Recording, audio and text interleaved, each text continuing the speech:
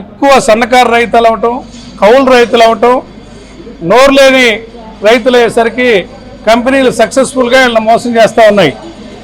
వాస్తవానికి అందరికీ ఆర్డర్లు వచ్చినాయి. ఆర్డర్లు వచ్చాయి కాబట్టే పొగాకు కొంటున్నారు. ఆర్డర్లు లేవనేది అవాస్తవం. ఎందుకంటే మే ఫస్ట్ వీక్లోనే అందరికి ఫైనల్ అయిపోయి అగ్రిమెంట్లు కూడా అయ్యారు. ఇప్పుడు కూడా వాళ్ళ ఆర్డర్ రాలేదని చెప్పడం అనేది అబద్ధం. రైతుల్ని ఎంత అడ్వాంటేజ్ తీసుకోవాలో దిగజార్చి పోయిన సంవత్సరం రైతులు 10 రూపాయలు డబ్బులు మిగిలేసరికి ఈ సంవత్సరం కూడబలుక్కొని వ్యాపారస్తులంతా సిండికేట్ అయి తక్కువ ధరలకు కొనాలని కుట్రతోటి చేస్తూ ఉన్నారు. బోర్డు అధికారులు కూడా వాళ్ళ సహకరిస్తున్నారు.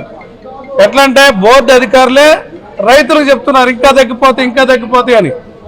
కమిషన్కు తీసుకొని అమ్మి పెట్టాల్సిన వీళ్ళు రైతుల్లో చైతన్యపరిచి మీరు ఒత్తిడి పెట్టండి, మీరు ఒత్తిడి చేస్తే కంపెనీలు భయపడతాయి అని చెప్పాల్సింది పోనిచ్చి కంపెనీల తరఫున వకాలతో వేసుకొని అమ్ముకోండి, ఇంకా రేట్లు తగ్గుతాయి, ఇంకా ధరలు తగ్గుతాయి అని నీళ్లు చల్లుతా వాళ్ళ నీరు గార్చి వాళ్ళ పని వాళ్ళు రోజు ఎంత తొందరగా అమ్ముకుంటే వాళ్ళకి వచ్చే 2 రూపాయల కమిషన్ కోసం ఒత్తిడి చేసి రైతులు మభ్య పెడతా ఉన్నారు.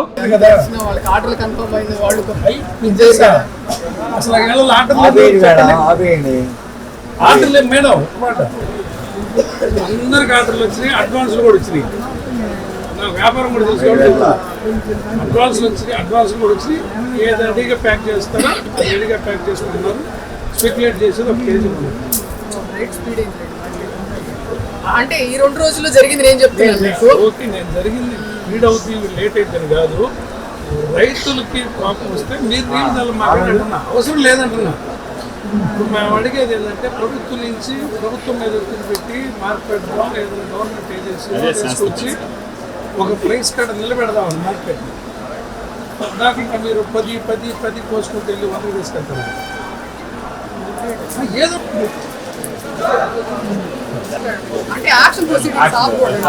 అడుగుతున్నా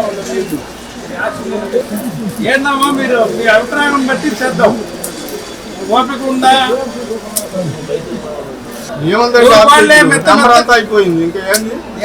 మెత్తగా ఉంటున్నది సేపు జరగదు.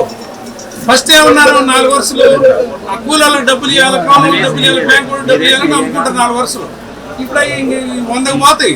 ఒంగోలు నియోజకవర్గ వైసీపీ సమన్వయకర్త చుండూరి రవిబాబు ఒంగోలులోని త్రోగుంట పొగాకు వేలం కేంద్రాన్ని సందర్శించడం జరిగింది.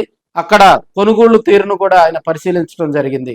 అదేవిధంగా పొగాకు రైతులు ఎదుర్కొంటున్నటువంటి ఇబ్బందులు వాటన్నిటిని మరి ఆర్ఎంతో పాటు అక్కడ కొనుగోలు జరుగుతున్నటువంటి తీరును ఆయన పరిశీలించడం జరిగింది. 11వ తేదీన జగన్మోహన్ రెడ్డి గారు ప్రకాశం జిల్లా పర్యటన జరపనున్న నేపథ్యంలో అదేవిధంగా ఒంగోలు కాన్స్టిట్యున్సీలో కూడా పొగాకు రైతులు అనేక ఇబ్బందులు ఎదుర్కొంటున్నారు. గత 2 రోజుల నుంచి కూడా పొగాకు రైతులు వేలం కేంద్రంలో కొనుగోలును ఆపే పరిస్థితికి రావడం జరిగింది. మద్దతు ధర లేదు, గిట్టుబాటు ధర లేదు.